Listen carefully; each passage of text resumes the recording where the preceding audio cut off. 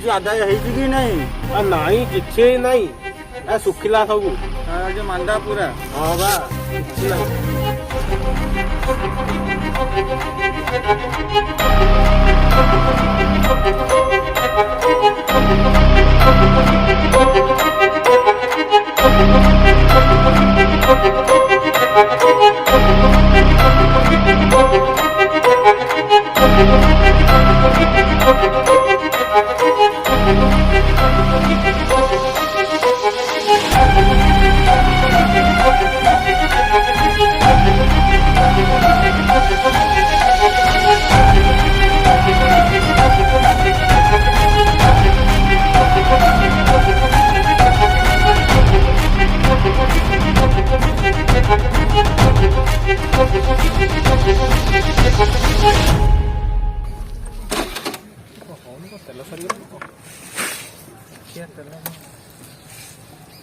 ଟିକେ ଦେଖିଦବା ତେଲ ଅଛି କି ନାହିଁ।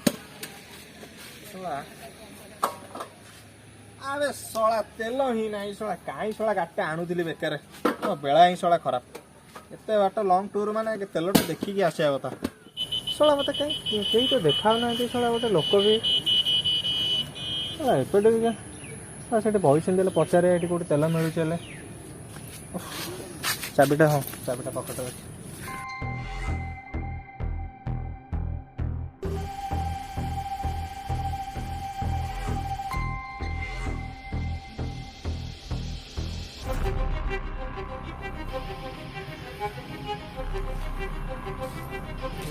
ଭାଇ ଏଇଠି ପାଖାପାଖି କେଉଁଠି ତେଲ ମିଳୁଛି? କୋଉ ତେଲ? ଜାପାନୀ? ଆଜ୍ଞା ନାଇଁ, ଗାଡ଼ିଟା ନେଇକି ଯାଉଥିଲି ତ, ଗାଡ଼ି ପେଟ୍ରୋଲ ନାହିଁ। ଓ ପେଟ୍ରୋଲ। ଶିଖା ଯିବ 1 କିଲୋମିଟର ଡାହାଣ ପଟେ ଦୋକାନ ଅଛି, ବୁଢ଼ା ବସ୍ତି, ସେଇଠି ତାକୁ ମାଗିବ। ହଁ ଆଜ୍ଞା ଠିକ୍ ଅଛି, ଧନ୍ୟବାଦ ଆଜ୍ଞା।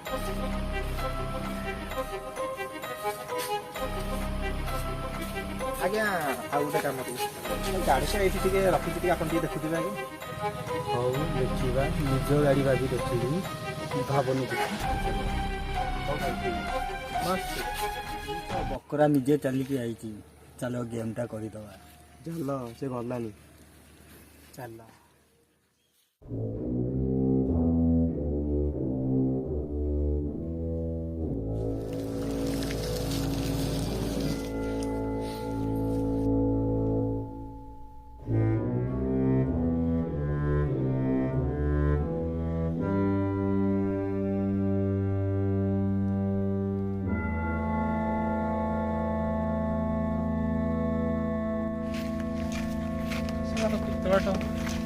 ପୁରା ନିଛାଟିଆ ଏରିଆ ଭଳିଆ ଲାଗୁଛି ମୋତେ, ଜଙ୍ଗଲ ଏରିଆ ଭଳିଆ। କାହିଁ ହେଇଛି କାହିଁ ମୋତେ କିଛି ଘର ଫର ହିଁ ଦେଖାଯାଉନି। ଦୋକାନ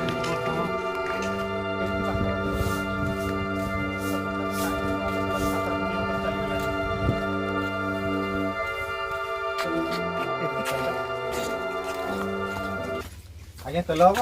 ଅଛି 1 ଲିଟର ତେଲ ଦେଉନାହାନ୍ତି ଆଜ୍ଞା। କେତେ ଟଙ୍କା ଆଜ୍ଞା? 200 ଟଙ୍କା। 200 ଟଙ୍କା? କ'ଣ କହୁଛନ୍ତି ମ? ଟାଙ୍କିରେ ପୁରା 150 ଟଙ୍କା। ଟାଙ୍କିରେ ଏଠୁ 20-22 କିଲୋମିଟର ପଡ଼ିବ, ଯାହା ଚାଲିକି ପଳାଅ, ମିଳିଯିବ ତମକୁ। କ'ଣ କହୁଛନ୍ତି ମ? ଟାଙ୍କିରେ 150 ଟଙ୍କା, ଆପଣ ଗୋଟେ 200 ଟଙ୍କା ନେବେ? ନେଲେ ନିଅ, ନହେଲେ ଭାଗା ହେଇଯାଉ ଭାଇ, ଏଠି ଯୁକ୍ତି କର ନା। ହଉ ଭାଇ ଛାଡ଼, ମୋ ବେଳା ତ ଖରାପ, ଆଉ କ'ଣ କରିବି।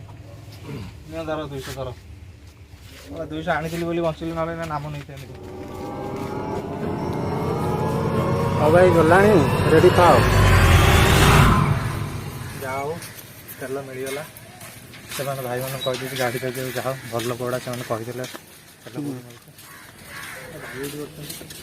ଭାଇ ଭାଇ ଧନ୍ୟବାଦ ଭାଇ, ଗାଡ଼ିଟା ଆପଣ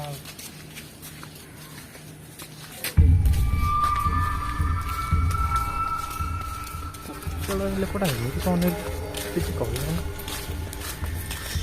ପଛରେ ଆସୁଛନ୍ତି କ'ଣ କଥା କ'ଣ ଭଲ କ'ଣ କରୁଛନ୍ତି।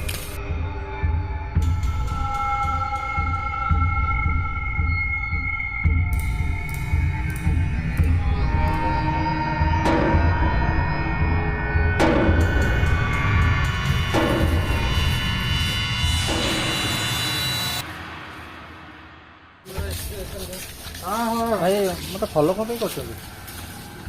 କ'ଣ ହେଲା ଫଲୋ ପାଇଁ କରୁଛନ୍ତି? ଏ ରହ ଏଠି ଆଉ କ'ଣ ହେଲା କି? ସବୁ କୁହ ବ୍ୟସ୍ତ ହନି ଦିଅ 5 ମିନିଟ୍ ଛିଡ଼ା ମତେ ଛାଡ଼ ମତେ ଛାଡ଼